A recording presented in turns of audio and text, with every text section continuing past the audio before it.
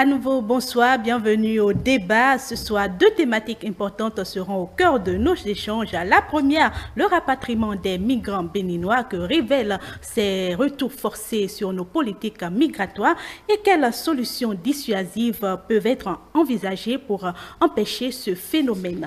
En deuxième partie, les droits de l'homme au Bénin, alors que des rapports internationaux divergent, quel bilan global peut-on dresser sur la situation des droits de l'homme dans notre pays? Pour en discuter, j'ai avec moi Rudolf Karl, analyste politique. Bonsoir à vous. Bonsoir à vous, Maël, bonsoir aux téléspectateurs et bonsoir aux amis avec qui je partage le plateau. Merci à vous. Steven Sosukpe, vous êtes politiste. Bonsoir, bonne arrivée. Bonsoir, madame la journaliste. Merci à vous pour le plaisir. Et Théodule Roussard, que vous connaissez déjà. Bonsoir à vous, Théodule Roussard. Oui, bonsoir. Oui, bonsoir Maël, bonsoir au plateau et bonsoir aux téléspectateurs qui nous suivent.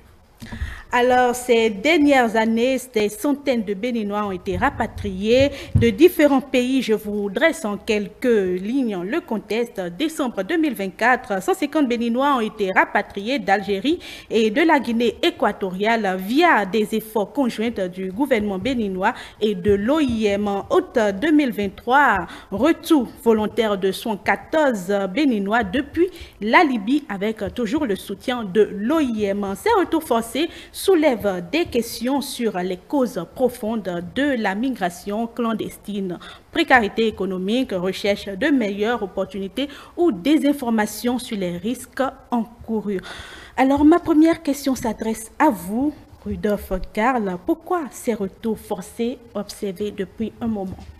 Alors, est-ce qu'on va parler de retour forcé? Bon, pour ce que moi je sais, étant donné l'actualité, ce sont plutôt des retours volontaires, ce sont des compatriotes qui décident volontairement de revenir chez eux après avoir échoué dans leur envie d'entreprendre ce périple migratoire. Ce n'est pas facile.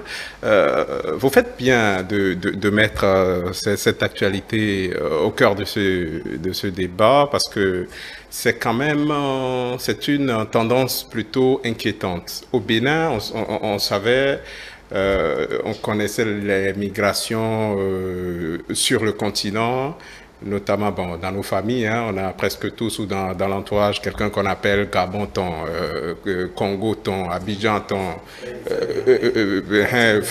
frère Aonli-ton. Bon, voilà, ça, ce sont des choses auxquelles on était habitués. Un parent qui va travailler dans un pays qui n'est pas loin sur le continent, ça, tout le monde connaît ça au Bénin. Mais la tendance qu'on voit le plus depuis un certain temps, qui est plutôt inquiétante, c'est de voir les compatriotes entreprendre ce périple hautement dangereux, de vouloir aller trouver l'Eldorado sur le vieux continent.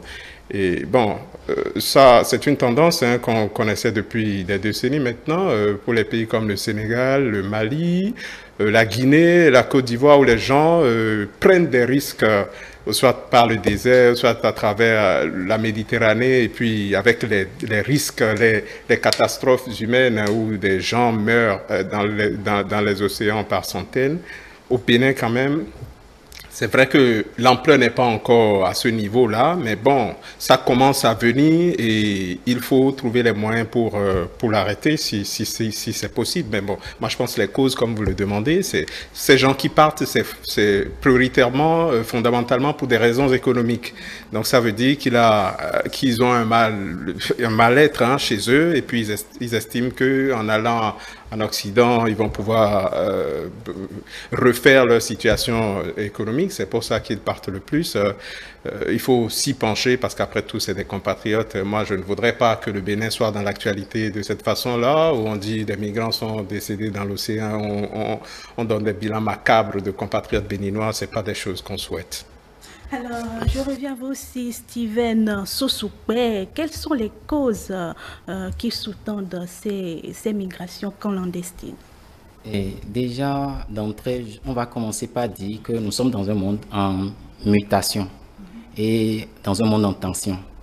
Avec les tensions de part et d'autre, plus rien n'est sûr. Et tout ce qui était en train fixe ou figé aujourd'hui est en mouvement. Et ça fait que l'individu même est obligé d'aller se chercher. L'individu ne peut pas rester sur place dans un monde en mutation, dans un monde en mouvement. Et c'est le premier facteur que je prends pour expliquer ce qui se passe là. Le monde bouge beaucoup. Nous aussi, nous avons le devoir ou l'obligation de bouger avec le monde. Et donc, dans ce souci de bouger avec le monde, chacun se déplace. Il y a la mobilité, il y a les migrations. Maintenant, ce qui a commencé par aggraver la situation est qu'il y a des crises, surtout économiques, qui font que chaque État aujourd'hui a le devoir d'assurer le bien-être à sa population. Il est très facile qu'un Béninois va te dire les Igbos sont en train de venir, les Libanais sont en train de venir. Et c'est comme ça qu'un Béninois aussi va ailleurs, les gens disent les Béninois sont en train de venir. Et c'est simplement ce qui explique un peu le phénomène qu'on a. Chaque État a le devoir d'assurer le bien-être, le pain à sa population et la liberté, bien sûr. Donc, quand le gouvernement n'arrive pas à assurer le pain à chaque citoyen, les citoyens sont obligés d'aller chercher ce pain-là quelque part. On pourrait dire c'est plus la faim ou le ventre qui pousse les gens à se jeter, à embrasser des projets du genre. On pourrait dire ça. Alors, Théodile Roussa, les Béninois veulent le mieux-être ailleurs pendant que des étrangers aussi viennent ici pour le mieux-être. Alors, pourquoi cette divergence? Je crois que... vraiment tout va mal dans notre pays. Je crois que mes prédécesseurs ont déjà mis l'accent sur les raisons. Oui, c'est la dynamique mondiale qui est en train de faire...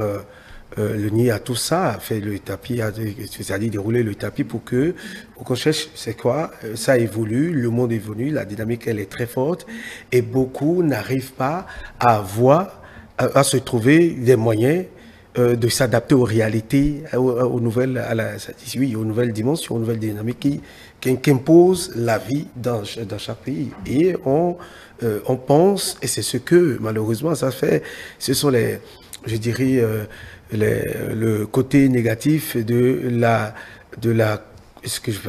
colonisation, mais de la France, le fait de vouloir imiter l'Europe, imiter ce qui se passe ailleurs. On se dit que oui, j'ai mon frère qui est de l'autre côté, qui vit mieux, qui revient de l'Europe, qui peut-être lui aussi a eu peut-être la chance de voyager, d'y rester, d'être aux États-Unis, en Europe pendant des années, mais qui revient, on le voit heureux, on pense qu'il est mieux et on a envie de faire comme eux. Or, les réalités ne sont pas les mêmes. Vous n'avez pas les mêmes chances dans la vie et ça, c'est très important. Vous n'avez pas les mêmes chances, vous n'avez pas les mêmes profils.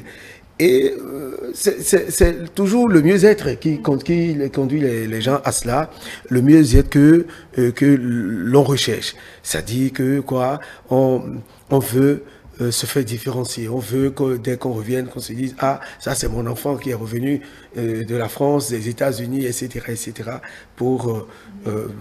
Alors donc c'est sans oublier que c'est avec beaucoup de risques, surtout la manière dont les migrants dont nous parlons aujourd'hui, la manière dont ils voyagent, ils voyagent en prenant de très gros risques. Et se voient très, très gros risques parce que ce n'est pas évident qu'on voit 100 personnes, 150 personnes, 200 embarqués dans des embarcations de fortune pour traverser de très longues distances dans la haute mer, avec tout ce que ça comporte comme risque. Les grandes vagues qui peuvent se faire chavirer cette embarcation, il y a les gros poissons, les requins, etc. Tout ça, est-ce que tout est bien organisé? Oui, il y a des passeurs qui prennent de l'argent. C'est toute une affaire qui tourne autour de cette migration clandestine. Moi, je pense que il va falloir qu'on fasse un autre travail, faut refaire le mental de nos amis, de nos frères et sœurs. Et là, ce n'est pas que les Béninois, c'est vrai. Nous en avons les nôtres qui voulaient aller en Europe, et qui ont échoué en Algérie. 250 ont été rapatriés le 3 décembre dernier et le 5 décembre dernier. Oui, parce que quand vous les entendez, il y en a eu qui ont témoigné, qui ont raconté leur parcours. Mais écoutez, c'était comme si, quand moi j'écoutais, je suivais, c'était comme si j'étais avec ces messieurs-là. J'ai eu de la trouille et j'ai vraiment eu pitié d'eux. Parce que tout peut arriver. La preuve, au cours du trajet, il y a eu des décès. Des gens qui ont été jetés à la mer, aux poissons, des enfants, des bébés même, qui n'ont pas survécu. D'autres ont vu leur maman partir et tous ceux qui étaient à bord étaient obligés de protéger ce bébé jusqu'à destination. Autant de risques qu'on prend, moi je pense que c'est suffisamment grave. On ne peut pas choisir de mettre sa vie en péril de cette manière-là. On peut être heureux chez soi. Ça, c'est vrai que c'est difficile, il faut réfléchir, on trouvera le bon bout et être heureux chez soi. Vous pouvez avoir des occasions de voyager, des occasions d'aller en Europe, aux États-Unis pour d'autres affaires ou pour des vacances et autres, ou pour des obligations professionnelles, des missions. Mais choisir d'y aller de cette manière. Et vous allez remarquer, Maël et chers débatteurs, que quand vous faites un sondage, un travail sur ces migrants qui sont partis, vous allez remarquer que c'est souvent à partir de la partie septentrionale de notre pays jusqu'au niveau du sud-ouest, où ce sont de ces jeunes-là qui sont souvent c'est-à-dire qui nourrit ce désir alors, donc c'est très, très dangereux, parce qu'on ne veut plus peut-être aller à la terre. Quand on le dit, les gens pensent que est-ce que vous qui parlez, vous pouvez aller à la terre? Oui, il y a plusieurs manières d'aller à la terre. On ne vous demande pas de prendre la roue, il y a la mécanisation, il y a plusieurs manières, vous pouvez avoir d'autres activités, et il y en a qui ont des hectares de femmes qui font beaucoup de choses à l'intérieur et qui gagnent leur vie. Donc moi je pense que c'est un phénomène assez grave. Il va falloir repenser et faire un travail de réadaptation mentale. Il faut qu'on comprenne, qu'on dise, qu'on parle à nos compatriotes qu'on n'a pas besoin forcément d'être de l'autre côté, de voyager dans ces conditions pour un mieux-être. En fait. Rudolf Karl, on comprend que ce n'est pas simplement la précarité qui est à l'origine de ces migrations, mais la recherche également d'un idéal au-delà des mers. Est-ce qu'on va directement tirer la conclusion que c'est pour la recherche d'un idéal? Moi, je vais plutôt tabler sur le fait que les gens vivent une situation précaire et espèrent que quand ils vont être de l'autre côté, ça va s'améliorer. Alors, on parle ici d'immigration clandestine, mais je pense que selon les thèmes de l'OIM, de l'Organisation internationale pour les migrations, on parle plutôt d'immigration irrégulière. J'ai eu à travailler un peu sur ces sujets-là, donc c'est de l'immigration irrégulière opposée à la migration régulière. Il faut dire, les Béninois voyagent quand même beaucoup. On a eu à dire dans ce pays que le pays est un désert de compétences, mais il faut dire que les Béninois ont une compétence qui est très prisée à l'international. Ce que Sarkozy a pu appeler l'immigration choisie, les Béninois étaient dedans depuis longtemps. Quand ils vont étudier à l'extérieur, très peu reviennent parce qu'ils sont recherchés pour leurs qualités intellectuelles. Donc il y a beaucoup de Béninois d'un certain niveau, des cadres surtout, qui sont à l'extérieur, qui sont des migrants réguliers, qui sont partis par des voies régulières. Ceux dont on parle ici, c'est des gens désespérés. Moi, je le dis comme ça parce que on ne peut pas avoir le bien-être chez soi et prendre le risque de voyager dans ces conditions extrêmes. Ceux qui sont rentrés la dernière fois de la Guinée équatoriale, c'est des gens dont le navire avaient presque chaviré. Ils étaient à la dérive en haute mer quand les autorités équato-guinéennes les ont récupérés et ont fait appel au Bénin pour qu'ils viennent les chercher. Donc, est-ce que c'est de l'idéal? L'Eldorado, le Béninois, est-ce que nous avons Est-ce que nous avons cette culture de voyager pour un idéal quelconque qu'on peut avoir à l'extérieur? Je pense que tout Africain, nous les Africains, nous avons toujours envie de voyager. Oui, vivre à l'extérieur. C'est pas seulement les Africains. Bon. Tous les peuples, bon, ils voyagent beaucoup. Bon, on a plein d'Occidentaux qui sont quand même chez nous, qui travaillent. C'est ça, c'est la dynamique normale dans un monde qu'on dit actuellement globalisé.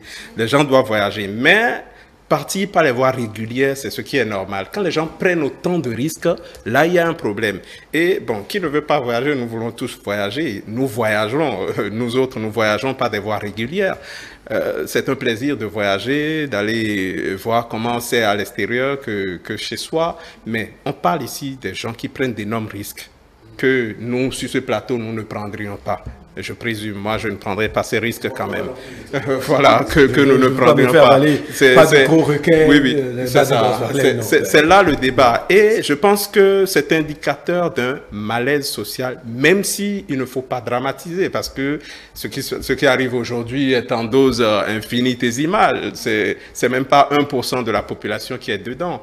Donc, c'est pas encore au niveau, je le dis encore, où on peut le voir au Sénégal, où malgré toutes les dispositions que les autorités prennent, Sénégal, Guinée ou encore Mali, les gens s'obstinent à prendre d'énormes risques. Au Sénégal, il y a un adage qui dit Barça, voilà, Barça, ça veut dire Barça, c'est-à-dire Barcelone, ou la mort, parce que la mort c'est Barça, Barça, voilà, Barça. Quoi qu'on dise, tant que c'est pas mieux ici, nous on prend le risque de voyager, quoi qu'il advienne. Donc c'est un peu ça la situation. J'espère qu'on n'en arrivera pas là au Bénin. C'est des gens qui ont peut-être été mal informés sur les risques, qui sont partis et qui... Généralement, qui sont très bien informés aussi, hein, mais qui prennent le risque. Je ne pense pas. Explique un peu le cheminement. Oui. Et quand vous imaginez, on vous dit vous devez quitter Cotonou. Cotonou, vous descendez vous faites la traversée du désert, arrivez au Niger, du Niger, vous allez à Libye, vous allez tout ça se passe dans le désert. Bon, oui, je suis d'accord. Quand je dis que c'est des gens qui ne sont pas bien renseignés, parce que dans le cas que nous avons actuellement, c'est des retours volontaires. C'est des gens qui ont été excédés par le périple, qui ont décidé de rentrer. Dans d'autres pays, malgré ce que les voyageurs vivent sur le trajet, ils refusent de revenir, quitte à mourir en chemin. Parce que pour eux, revenir, c'est une honte. C'est une honte, ils ne veulent pas revenir. Bon, qu'est-ce qu'on va penser de moi? Qu'est-ce que ma famille dira de moi? Donc, je vais jusqu'au bout. Si j'arrive, c'est tant mieux. Si je meurs, c'est tant pis. Donc, c'est ça. Donc, je pense que le Béninois n'est pas encore dans cette mentalité. Quoi qu'il faut dire que, bon, comme Théodile le disait, dans la partie, une région du Nord, dont je ne vais pas citer le nom, les gens, on connaît des gens ressortissants de cette région-là qui voyagent quand même, qui sont en Occident, qui envoient, soit quand ils réussissent, des voitures, des conteneurs à leurs frais ici, qui font comme... Donc, ces choses-là, on connaissait ça. Mais le fait que les gens s'en aillent de cette façon-là et qu'on est obligé de les rapatrier dans ces conditions, il y a un problème. Bon, je pense qu'on va peut-être venir plus tard comment régler... Steven Sosukwe, c'est vrai qu'au Bénin, on n'a pas un très fort taux de migrants béninois, mais n'est-ce pas le moment pour le gouvernement de réagir et de freiner cet élan? Oui, c'est maintenant plus que jamais, sinon le mal va s'empirer comme ça l'est à côté de nous. Il faut que très tôt, les autorités au pays puissent prendre les mesures qu'il faut pour que les jeunes puissent se sentir à l'aise au pays. Le jeune qui ne se sent pas à l'aise et quand il se projette, il se voit sans issue, il se voit sans un lendemain, il n'arrive pas à rêver. D'abord, il faut rêver avant de poursuivre le rêve. Quand le jeune béninois n'arrive pas à rêver, quand il a étudié, il a été à l'école, il a fait ses études secondaires, universitaires et tout, il est diplômé, et personne pour l'accueillir. Mais son petit frère qui n'a pas eu même CEP est parti 3 ans, 4 ans après, a commencé par envoyer de l'argent. Quand il y a cérémonie en famille, c'est le grand frère diplômé là qui se lève pour aller servir la boisson. C'est lui, on envoie faire les courses. Et là, il est touché dans sa dignité. Il est déshumanisé par cette situation. Et rapidement, lui aussi se dit, bon, ok, si ça coûte quelque chose, il faut le payer pour aller. C'est ce qui arrive aux jeunes. C'est ce qui arrive aux jeunes. Et le gouvernement, je pense, il fait, mais il doit faire plus actuellement. Il doit faire plus actuellement. Faire rêver les jeunes béninois. Oui, il faut que le béninois puisse se dire, si je suis né sur la terre béninoise, c'est que tout ce qu'il faut pour mon épanouissement, c'est ici. Mais il faut que les conditions soient créées. Il faut qu'on puisse avoir cette facilité-là de, si je me bats pour, je l'aurai. Mais il arrive que le rêve n'est plus permis. On se dit, peu importe l'effort que tu feras, tel a fait, tel autre a fait, il est allé où tu as vu. Et donc, l'atmosphère est toxique. Et ça ne permet vraiment pas. Et je pense que si le gouvernement le veut, le gouvernement le peut. Et je pense que c'est tout est question de politique, tout est question de la vision que ceux qui sont à la tête du pays ont pour la jeunesse. Si ceux qui sont là, ils font, je reconnais, ils sont en train de faire vraiment des efforts. Il y a un certain nombre de projets pour des recrutements de la jeunesse. Ça ne touche pas les personnes vraiment en difficulté, c'est ça? Un temps soit peu, il y a des études, les villes dans lesquelles les jeunes prennent plus la route pour les îles ou bien pour l'extérieur aujourd'hui, on les connaît. On les connaît. Nous n'allons pas stigmatiser les localités de notre pays. Je crois que Cal doit être d'accord avec moi. Nous savons qu'il y en a eu nous n'allons pas stigmatiser de localités. S'il vous plaît. Dieu merci, vous nous avez coupé tout. Et déjà, quand les études ont révélé, on est arrivé à détecter les noyaux ou les foyers, on doit pouvoir, un temps soit peu, mettre en place les dispositifs pour que ceux-là puissent se sentir à l'aise dans leur pays. Dans leur région. Il faut qu'ils puissent déjà voir, dans la mesure du possible, ce que les autres sont en train de réaliser là-bas, qui donne envie de les rejoindre, qu'on peut rester ici et faire la même chose. Si tu veux te déplacer pour une raison, et la raison là, tu te rends compte que c'est à proximité, que tu l'as chez toi, je pense que c'est inutile de traverser la mer avec le risque de se laisser bouffer par les requins. Moi, je pense. Maintenant, ça peut être autre chose. Mais je pense que celui qui désire, et il sait que le désir, c'est à côté, ou satisfaire son désir, c'est à côté de lui, il n'aura pas besoin de se tracasser d'abord, parce que l'être humain a été conçu paresseux, fainéant. Et donc, tout homme veut ce qui est facile, ce dans quoi il ne va pas se transpirer, ce dans quoi il ne va pas s'échiner. Et s'il y a la facilité au pays, si les conditions sont créées au pays et que le jeu est libre, le jeu de la croissance ou de l'évolution, du progrès est libre, et que tout individu se dit, bon, ok, quand je commence par me battre, j'aurai le résultat. S'il ne risque pas de, ok, je peux construire une fortune et du jour au lendemain, et je vais perdre ça. Pas forcément parce que je suis un mauvais entrepreneur, mais parce que j'ai été pris entre l'enclume et le marteau. C'est toxique. Alors, Maëlle, si vous permettez, pour appuyer rapidement ce qu'il dit, je donne une petite anecdote que j'ai vécue personnellement.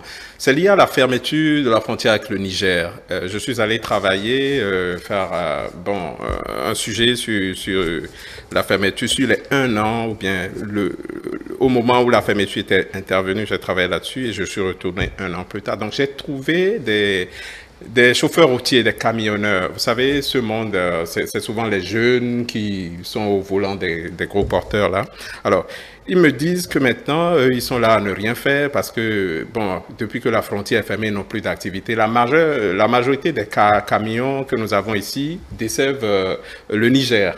Ils transportent de la marchandise vers Niamey. Donc, il y en a qui ont dit que eux, ils sont fatigués, qu'ils ont quelques terrains dans le nord, ils vont aller voir si le prix est bon, ils vont revendre ces terrains-là et puis aller à l'aventure. Moi, il y en a qui m'ont dit ça personnellement, pas un, pas deux, plusieurs me l'ont dit.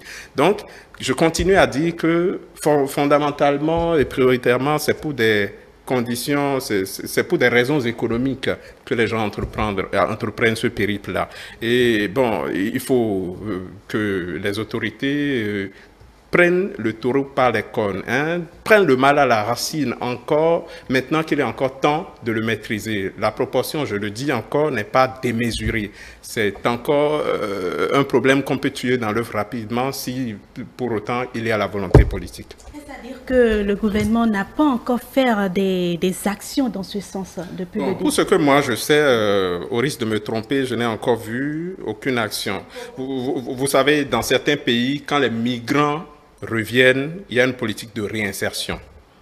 Il y a une politique de réinsertion. Moi, j'ai personnellement assisté à ça, où on leur donne un capital où ils peuvent aller investir, faire dans l'agriculture, créer une activité génératrice de revenus. Et quand ils arrivent, quand ils s'en sortent, ils servent d'exemple. On donne leur cas pour dire, voilà, il est revenu, il a investi, ça a marché. Donc, ça veut dire que chez nous, même si on reste ici, c'est possible. Donc, ces genres de choses, je n'ai pas encore vu ça au Bénin. Bon, peut-être que c'est en cours, les projets sont en cours. Bon, il faut que les autorités et puis l'OIM pensent à investir sur ce champ-là pour permettre à ceux qui ont le projet de partir de savoir que ceux qui sont allés se casser la tête et qui sont revenus et qui ont trouvé un peu de capital pour investir ici s'en sortent quand même. Et ce qu'il ne faut pas oublier aussi, c'est que il y a dans ce domaine-là, je pense, une envie, comme le disait mon co-débatteur tout à l'heure, d'aller vite. Parce que pour entreprendre un tel voyage, il faut quand même avoir les moyens. Il faut les moyens, ce n'est pas une affaire de 500 000, il faut plus que ça. C'est ça la contradiction. Oui, c'est parce que les gens mettent le prix et ils se disent, si on va là-bas, et puis on trouve une activité, rapidement on va rentrer dans nos fonds et on va rapidement oublier les souffrances qu'on a endurées pendant le voyage. C'est pour ça qu'ils investissent, parce que l'argent qu'ils mettent dedans, honnêtement, on peut entreprendre, on peut lancer une petite activité à Cotonou et faire son chemin, quoi. C'est un peu ça. Alors, Théodule Roussa, comment améliorer les opportunités locales pour inciter les jeunes à rester?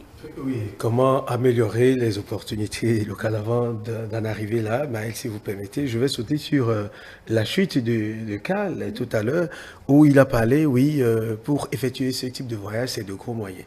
Vous allez, et là, on peut le citer, c'est je dirais, un rapport au plus haut niveau qui a présenté ça. Vous allez voir que nos compatriotes, en tout cas nos frères africains du Mali, du Sénégal, et oui, du Mali, du Sénégal, de la Côte d'Ivoire, qu'est-ce qui se passe? On prend le risque, comme Kal l'a dit, oui, le voyage, on a l'information, le voyage peut coûter 2 millions. De passer en passeur, etc. Et on prie tout, on met tout en œuvre. Et ça, c'est le phénomène. On met tout en œuvre, prière et tout ce qu'on peut faire autour. Il réussit à faire la traversée, à atteindre de l'autre côté. Si c'est 2 millions qu'on a investi pour lui, il doit travailler à investir, peut-être en 2 ans ou 3 ans, faire voyager un autre frère. Peut-être dans les mêmes conditions. Avec il fait tout pour trouver les 2 millions. Et 2 millions, c'est avec ces 2 millions-là qu'on doit faire venir un autre frère. Les 2 frères travaillent pour que ça soit 6 millions, etc., etc. C'est ce qui a fait que vous allez remarquer que même de l'autre côté, qu'ils m'en excusent. Ceux de ce pays qui sont en Europe, c'est des gens qui ne parlent pas proprement français. Moi, j'ai eu la chance d'en rencontrer là-bas, d'échanger avec eux, mais ce n'est pas du français qu'ils parlent. Mais ils sont là depuis des années. Il y en a qui ont la chance d'émerger, de réussir. Donc, c'est un peu ça. Même chez nous, ici, au Bénin, vous allez constater que c'est comme ça. On cotise, on donne beaucoup, la famille cotise et tout. Et puis, ça y est, ça part. S'il réussit, c'est tant mieux. Même au cours du chemin, s'il manque d'argent, on appelle telle personne, on lui en envoie. Alors, sans savoir que c'est de gros risques qu'on comprend. L'autre chose, et là, je voudrais lui dire, quand vous avez parlé vous faites du gouvernement et les autorités au plus haut niveau doivent faire ceci. Écoutez, d'abord, on a compris qu'il y a un problème il y a un problème au niveau de nos compatriotes qui voyagent. Pourquoi est-ce qu'ils ne veulent pas rester au pays? Il y a quand même, moi je sais, que c'est d'abord une mauvaise volonté. C'est-à-dire, C'est-à-dire, on ne veut pas rester sur place. Et Sylvain l'a dit tout à l'heure, on a vu l'autre ici, mais on veut faire comme lui. Qu'est-ce que toi tu fous là? Le grand frère ou le petit frère parti, c'est lui qui sauve la famille, qui amène dit, les meubles avec le conteneur de 40 pieds, les meubles venus de France, etc. C'est ça qu'on vend. Et puis, voilà, maman ou papa ou le grand frère s'occupe de ça et pour régler les problèmes de famille, oui, autant de choses. Alors, est-ce que ce n'est pas une question de, au fait, du moi? C'est-à-dire que, on dit, est-ce que moi, je vais rester au pays pour faire ce travail? Nous avons vu les frères maliens, guinéens qui organisent des cafétérias ici et qui réussissent mieux. Et nous voyons nos frères béninois les soirs aller manger chez eux. Mais vous allez demander à un compatriote béninois de créer genre cafétéria pour faire du spaghetti, tout ce qui se fait là. Et il vous dira non. Avec les casses, vous allez constater qu'aujourd'hui, il y a eu une amélioration. Vous allez dans les cafétérias aujourd'hui, c'est bien carrelé, c'est bien propre, avec écran, projection, Champions League, et tout le monde est là. Tout le monde est là, mais je me demande, est-ce que nous ne pouvons pas, est-ce que les frères béninois qui voyagent, ou les migrants, est-ce qu'on ne peut pas organiser ça? Vous allez constater tous les soirs, les week-ends, samedi, devant, il y a des boutiques d'alimentation ou des sacs de riz, du lait, qui sont ceux qui occupent ici à Cotonou. Ces boutiques, ce sont nos frères du Niger. Les Béninois aussi à l'extérieur, quand vous, bon, pas en Europe forcément, mais quand vous allez à Abidjan, quand vous allez au Congo, quand vous allez au Gabon, les Béninois sont là-bas, sont dans le tissu économique qui s'en sortent très bien aussi. Là, donc c'est des dynamiques en fait. C'est des dynamiques, oui. Nous parlons de comment, qu'est-ce qu'on peut faire. Et là, je chute sur la question de Maël. Qu'est-ce qu'on peut faire pour améliorer ça? Je pense que c'est un travail qu'on devrait faire d'abord sur nous-mêmes, en tant que Béninois. Faire un travail intellectuellement, je ne parle pas intellectuel, mais mental, voilà. Savoir qu'on peut tout entreprendre, tout est possible. Et ne pas penser que on peut tout faire. Le bonheur, oui, l'Eldorado, c'est de l'autre côté. Je le disais tantôt, les Béninois, mais vous allez pendant longtemps, moi j'ai des parents qui sont restés au Gabon, qui faisaient du beignet et le doko, avec de la bouillie, et qui se sont enrichis au Gabon pendant des années, qui ont fait ça tout le temps, et dont les Gabonais s'en raffolaient. Même au Niger ici, au Congo, Congo-Brazzaville, il y a autant de choses. Mais nous parlons de ceux qui quittent et qui échouent, et qui vont jusque loin. Pour ceux qui vont au Niger, au Congo-Brazzaville, etc., le problème ne se pose pas pour autant. C'est ceux qui veulent aller en Europe, mais il y a trop de possibilités. Est-ce qu'on ne peut pas...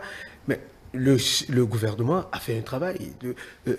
La terre, comment il y a des agences de développement pour travailler la terre. Est-ce que Théodule Roussat, on dira peut-être qu'il n'y a pas assez de sensibilisation sur ces activités, sur ces agences, sur tout ce que ces opérations-là, ces activités, tout ce que le gouvernement fait. On peut me dire qu'il n'y a pas assez d'actions de sensibilisation envers la jeunesse, mais il y a des structures qui sont installées et qui devraient s'occuper de ça. Merci à vous, Théodule Roussat. Rudolf Kala, je vous pose la question fondamentale. Quelle solution dissuasive? Bon, on ne peut pas dissuader quelqu'un de voyager. Ça, penser comme ça, c'est fondamentalement un échec. On ne peut pas dissuader quelqu'un de voyager. On ne peut pas me dire... Oui, d'accord, pas dans ces conditions, mais je vous dis, au Sénégal, le gouvernement a mis toutes les possibilités avec les partenaires internationaux qui mettent beaucoup d'argent. Est-ce que vous connaissez un peu le mécanisme Frontex où ils ont signé des contrats avec les pays limitrophes de la Méditerranée, Maroc et autres, là, pour empêcher l'arrivée des migrants sur le territoire européen, mais ça n'a pas marché. On ne peut pas dissuader quelqu'un de voyager. Le problème, c'est la sensibilisation.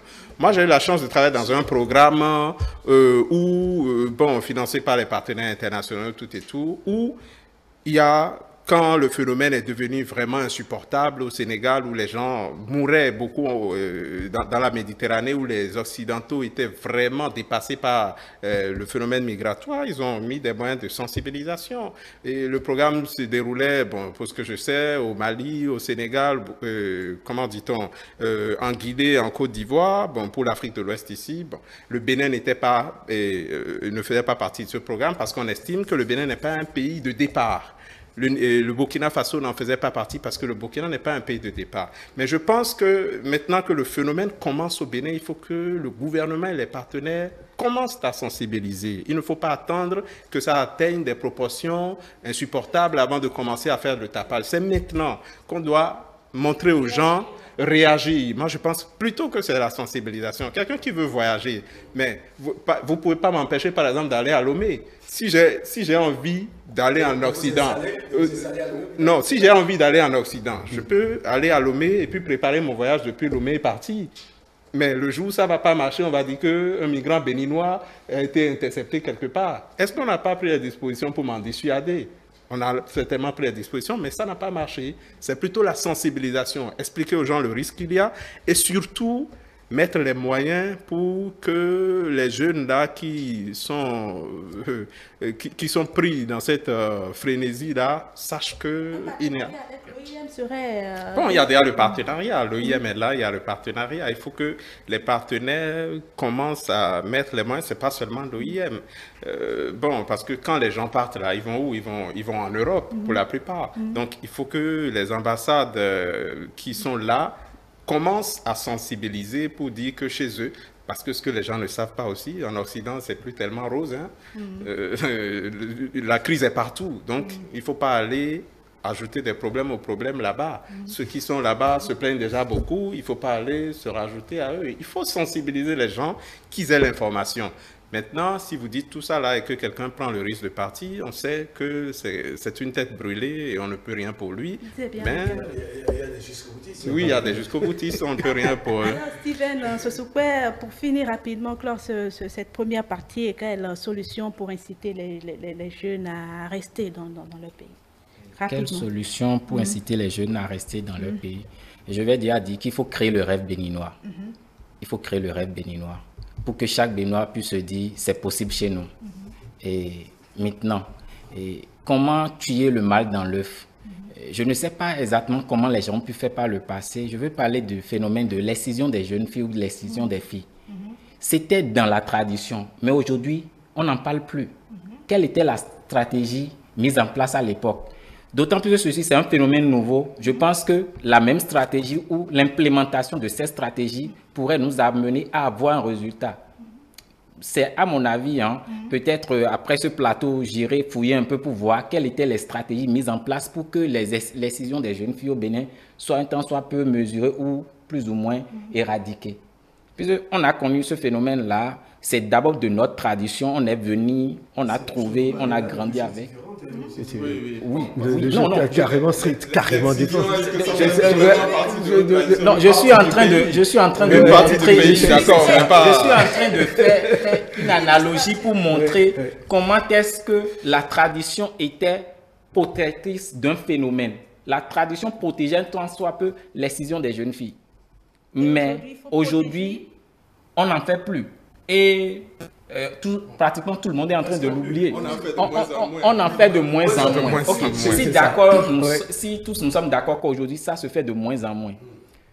Alors qu'en temps, tout le monde le faisait et que c'était pour nous. C'était notre tradition.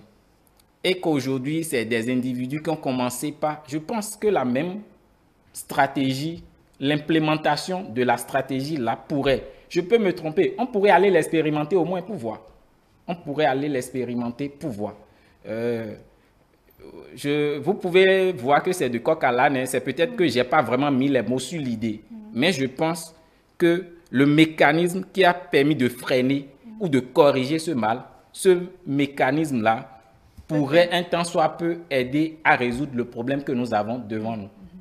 Alors, merci à vous. Nous allons passer à la deuxième partie. Depuis quelques années, le Bénin est à la croisée des chemins concernant les droits de l'homme. En 2023, la situation a été positivement évaluée à l'ONU, notamment lors de la 53e session du Conseil des droits de l'homme. Cependant, des opportunités telles que celui de l'ambassade des États-Unis 2019 évoquent des défis tels que les restrictions des libertés politiques, presse et judiciaires. Le pays a également été applaudi pour ses efforts en matière de recommandations internationales. Alors, je reviens à vous, Rudolph Karl. Quelles sont les avancées qu'on note aujourd'hui en termes de situation des droits de l'homme au Bénin? Bon, avancer, pour être franc avec vous, bon, je ne dirais pas qu'il n'y en a pas, mais bon, je n'en vois pas particulièrement. Personnellement, et d'autres peuvent me parler des avancées. Moi, quand on parle de droits et libertés, tant qu'il reste des poches où les citoyens se plaignent de la violation de leurs droits, des violations de leurs droits et libertés, j'estime que rien n'a encore été fait. Quand bon, il y a quelques jours, Amnesty International a fait le point, hein, mais bon, c'est pas la joie, ce qui a été dit là-bas. La situation dans les prisons, la situation de la liberté d'expression, certains partis politiques qui se sont plaints que la police est venue empêcher une réunion privée. Bon, quand il y a des choses comme ça, on ne peut pas parler d'avancée de droits dans les droits et libertés. Alors, moi, ce qui m'a le plus choqué, c'est ce que Amnesty International a dit sur la vie des détenus. Quelqu'un qui est en prison, ce n'est pas, encore qu'il n'y a plus la peine de mort au Bénin, ce n'est pas quelqu'un qu'on envoie à l'abattoir à la mort. Il a droit à une certaine dignité. Mais quand on voit ce que Amnesty a décrit avec des gens qui vivent carrément dans les matières fécales, tout et tout. Bon, ceux qui sont à table m'en excusent. Bon, c'est pas du tout. Moi, en tant qu'être humain, je suis quand même choqué. Nelson Mandela, je le paraphrase, il dit pour savoir comment un pays traite ses citoyens, il faut aller dans ses prisons. Vous voyez, quand vous allez dans nos prisons aujourd'hui, est-ce que vous serez fier d'être béninois? Il y a ça. Maintenant, quand on parle de liberté d'expression, il y a des organes de presse qui n'émettent plus. Quand vous fermez un organe de presse, c'est un espace de liberté que vous fermez. Et moi, en tant que journaliste, je ne peux pas accepter ça. Une chose est sûre, au Bénin maintenant, on ne parle plus de journalistes en prison. Ça, c'est déjà bien. Maintenant, la parade que nos autorités ont peut-être trouvée, au lieu d'envoyer les journalistes en prison parce que ça fait trop de bruit à l'international, on préfère fermer les organes de presse. Bon, on en parle 2-3 jours et puis ça s'estompe. Mais quand même, c'est des journalistes qui se retrouvent quand même sur le carreau. Ils ne sont pas en prison, mais ils sont privés de travail. Ce n'est pas des choses qu'on doit encourager. Tant que ces choses-là sont là, on ne peut pas parler d'avancée de droits et libertés. C'est élémentaire pour juger la situation des droits et libertés dans ce pays. Les quelques points là que j'ai cités, c'est élémentaire pour voir quel pas est-ce qu'on a fait. Bon, il y a peut-être eu des rapports où on a donné des points positifs au Bénin. Moi, c'est pas ce qui m'intéresse. Chez nous autres, hein, le train qui vient à l'heure, c'est pas de l'information, c'est là où ça ne va pas qu'il faut mettre le doigt. C'est ce que je suis en train de faire. Alors, Théodore, c'est là où il ne va pas qu'il faut mettre le doigt. Vous voyez des limites à l'application des droits de l'homme au Bénin? Oui, ça dépend du côté où vous êtes, de la position où vous êtes pour observer ce qui se passe. C'est vrai qu'il y a des plaintes dans le pays. C'est vrai qu'il y a des situations que beaucoup déplorent. C'est vrai qu'on aurait souhaité que telle chose ou telle chose se passe. Ce qu'il faut retenir en général, c'est que oui, il y a au plan international, on apprécie que oui, ça va, mais il y a des efforts à faire. C'est ce que moi, je retiens de toutes les façons. Et quand vous observez dans aucun pays, la situation des droits de l'homme n'est nulle part parfaite à 100%. Il y a, parce que quand vous observez la politique au sommet, chaque gouvernement, chaque politique installée, c'est-à-dire chacun veut parfaire sa politique, réussir son programme. Et dans le programme, il y a tout un ensemble de choses qui rentrent en jeu. Vous voyez. Donc moi, je pense que oui, on a enregistré des plaintes par-ci, par-là.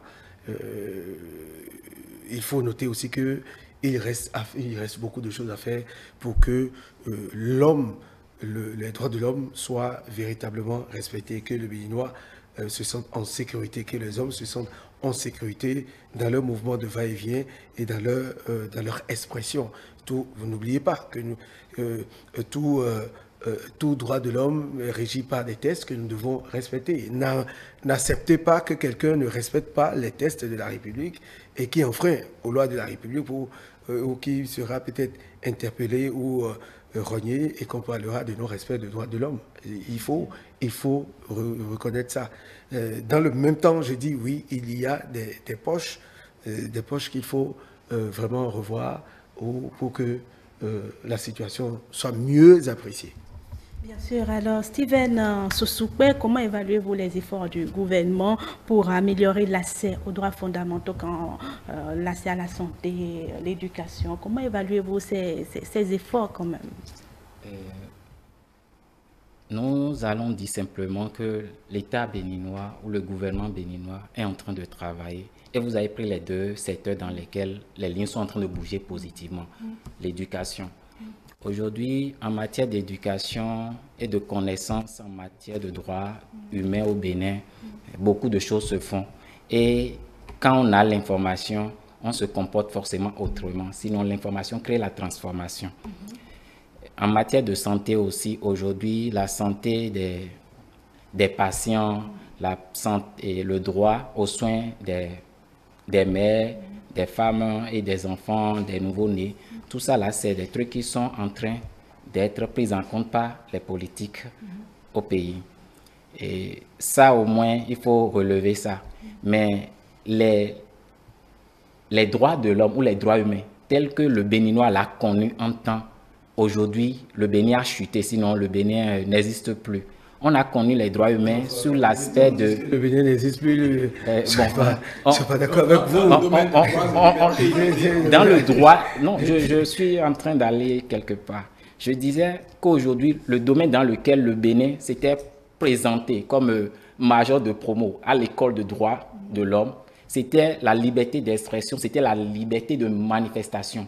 Aujourd'hui, la liberté d'expression avec le code du numérique, ça pose problème au pays.